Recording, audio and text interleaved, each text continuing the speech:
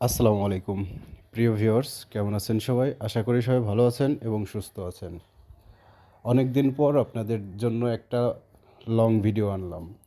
সবাই long video সবসময় পছন্দ করেন না, তাও সবাইকে অনুরোধ করছি সম্পূর্ণ ভিডিওটা দেখতে। কারণ সম্পূর্ণ ভিডিওটা দেখলে আপনারা ইন্টেরিয়র সম্বন্ধে একটা ধারণা পাবেন এবং ইন্টেরিয়র কাজের উপরে যে পেইন্টের কমিউনিকেশন, কালার কমিউনিকেশনটা করতে হয় সেটা সম্বন্ধে একটা ধারণা পাবেন। তো আপনারা দেখতেছেন এটা হচ্ছে ড্রয়িং রুম। ড্রয়িং রুমের অপোজিট পাশের একটা জানালার উপরে এসিটা ফিট করা হয়েছে এবং পেলমেটটা দেওয়া হয়েছে। সুন্দর একটা পেলমেট করেছি যাতে করে এসিটা জানালার দেয়ালের সাথে সরাসরি মিশে না যায়, এজন্য একটু আপ করে দেওয়া হয়েছে। আর ড্রয়িং রুমের যে ড্রপ সিলিংটা করেছি এটা অনেক সুন্দর হয়েছে। আমরা দেখতেছেন এবার আমাদের ডাইনিং রুমের পিলার ছিল, ভীম ছিল, সে পিলারের ভীমটাকে আমরা প্যানেলিং করেছি। প্যানেলিংয়ের উপরে হোয়াইট কালার করার ভিতরে আমরা গোল্ডেন টিবিট দিয়েছি। আর দেখতেছেন আমাদের ডিনার অর্গান। এই ডিনার অর্গানটা হচ্ছে বর্তমান বেশিরভাগ বাসার ক্লায়েন্টের সবচেয়ে উপরে চাহিদা, এটা বেশি করে সবাই। কারণ এই ডিনার অর্গানটা ইউজ করতে অনেকটা সহজ।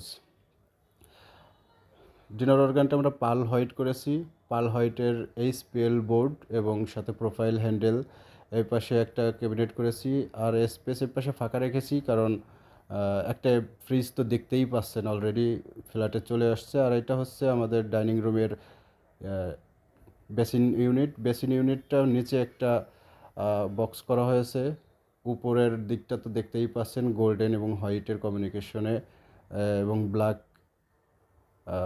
মার্বেলের কম্বিনেশন করা হয়েছে। কিচেনটা দেখেন, কিচেনটা আমরা করেছি ছোটোখাটো কিচেনের ভিতরে অনেক সুন্দর একটা কিচেন করার চেষ্টা করেছি, যাতে করে এই ফ্ল্যাট মালিকে ব্যবহার করতে খুব বেশি কষ্ট না হয় বা সহজ হয়, সেই হিসেব করে আমরা হাইট এবং ওয়েট সব দিকেই খেয়াল রেখে এগুলো করেছি।